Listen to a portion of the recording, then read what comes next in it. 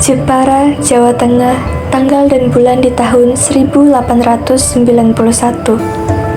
Hari itu, Kartini kecil tidak bisa berhenti bersedih. Kedua orang tuanya, Raden Mas Adipati Aryo Sosroningrat dan Mas Ajeng Ngasirah, menyampaikan sebuah berita yang membuatnya sangat terkejut. Bu, Pak, ini ingin melanjutkan sekolah. Ini ingin menjadi gadis pribumi yang cerdas, memiliki cita-cita untuk membuat dunia terang. Ini tidak ingin dipingit. Ini ingin melanjutkan sekolah, Pak, Bu. Tidak, Tini. Bapak tidak bisa menuruti permintaanmu. Ini adalah adat istiadat sejak dulu. Perempuan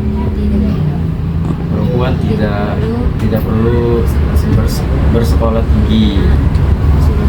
Sudah saatnya untukmu dipingit,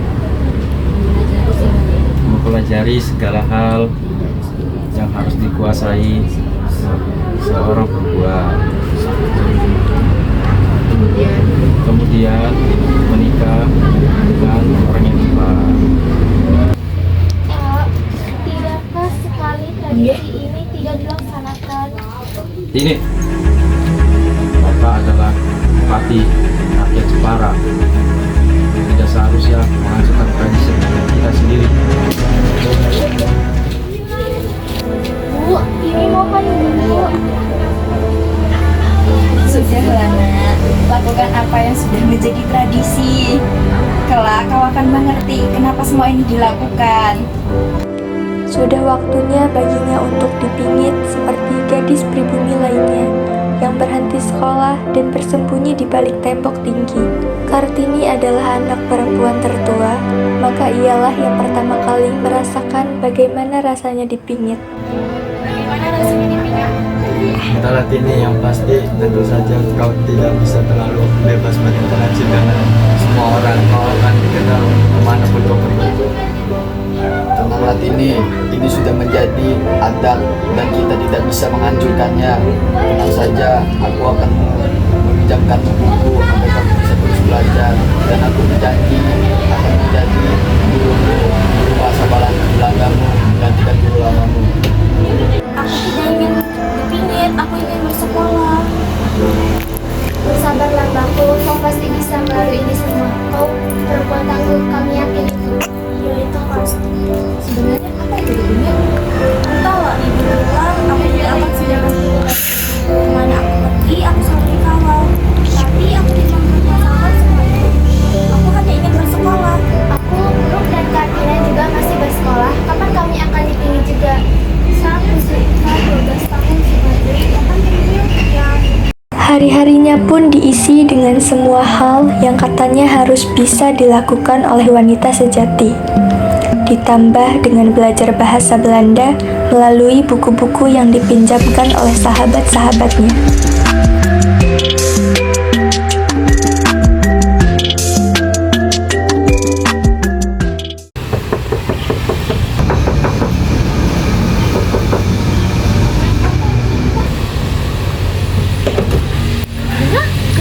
si Madri datang ke dalam di sini. Apa kalian lakukan di sini? Trinil, ayo kita keliling Jepara. Kalian tahu kan, aku di sini dan aku harus pergi dengan pengawalan dan aku tidak akan bebas berinteraksi dengan masyarakat. Maka dari itu, jangan sampai ketahuan. Bapak dan Ibu sedang pergi, ayo kita pergi. Kami bertiga akan mengawalmu. Baiklah, tunggu di sini.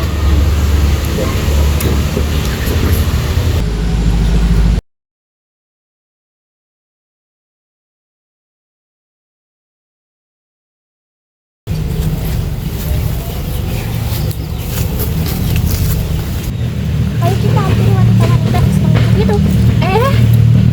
Apa yang mengganggu pikiranmu? Ada beberapa hal yang ingin aku ketahui, Rukmin. Sekali tidak apa-apa aku berbicara dengan pribumi lainnya.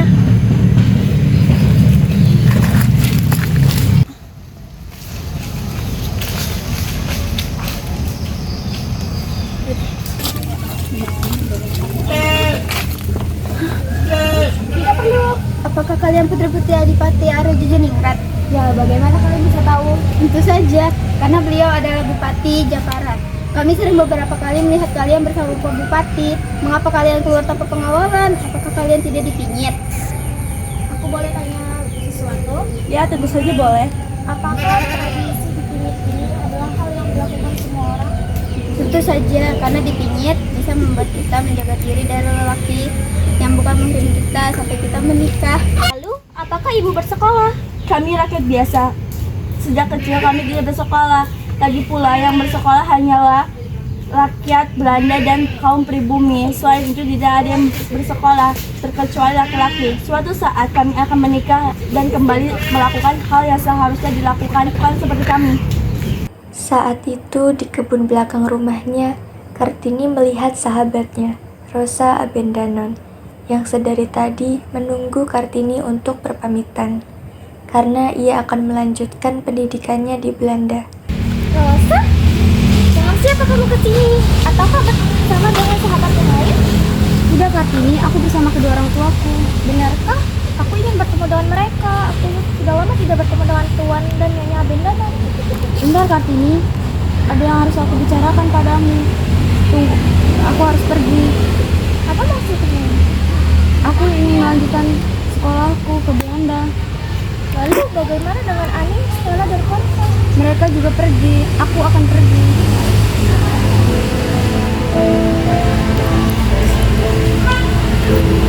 Aku tidak tahu harus bagaimana rasanya berpisah dengan kalian. Kita masih bisa berbalas surat, Kartini. Yakinlah, aku, Ani, dan Konka akan selalu membalas suratmu. Dan kami akan menceritakan keadaan di luar.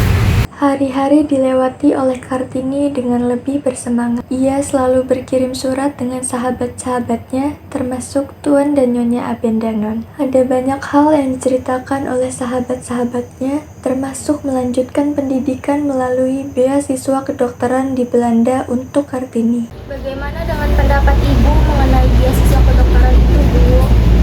Rinil, untuk apa kau melanjutkan sekolahmu, Nak? Ibu tahu, sekolah adalah keinginanmu. Ditambah melalui beasiswa yang artinya ibu dan bapak tidak menanggung uang pembayaran. Tapi Nak, kau adalah perempuan, kau sudah dewasa. Bagaimana kalau Ibu? Mengapa kau tidak menikah saja, Trinil? Ibu, bukankah Ibu tahu Trinil ini memiliki cita-cita untuk membuat kaum perempuan bersekolah, untuk membuat kaum pribumi ini banyak pendidikan. Jika Trinil menikah, maka mimpi Trinil tidak akan terwujud. Pernikahan ini hanya menghambat segalanya. Trinil, kau adalah wanita, umurmu sudah cukup. Bahkan biasanya tidak ada wanita berumur 24 tahun yang belum menikah di Jepara. Kau harus sadari itu, Trinil. Sudah saatnya kau berhenti dipingit. Berhenti dipingit, Bu? Tentu, apabila kau menikah, kau akan berhenti dipingit, anakku. Karena sesungguhnya pingitan itu untuk melindungi kaum perempuan. Dan kau harus tahu, sudah ada seseorang yang ingin meminangmu, Nak. Siapa lelaki tersebut, Bu? Ia adalah Raden Mas Adipati Aryo Singgi Jojoningrat, Bupati Rembang.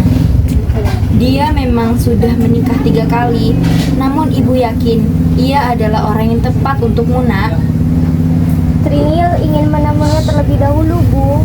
Ada beberapa hal yang perlu Trinil pertimbangkan.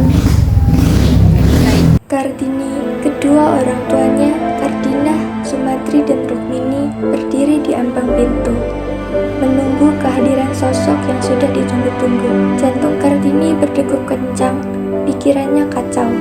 Ia masih belum siap bagaimana bila lelaki itu akan menghambat mimpinya. Tentunya keluarga Adipati Aryo Jojoningrat sudah mengetahui maksud kedatangan saya ini untuk bertemu dengan Trinil tersebut. Ya, mohon maaf sebelumnya Adipati Aryo. Semuanya kami serahkan pada Kartini bagaimana jawabannya. kami membiarkan dia mengambil keputusan sendiri. Lalu bagaimana dengan jawaban Kartini sendiri? Bapak, mereka berdua dengan cara berdua saja dengan Adipati.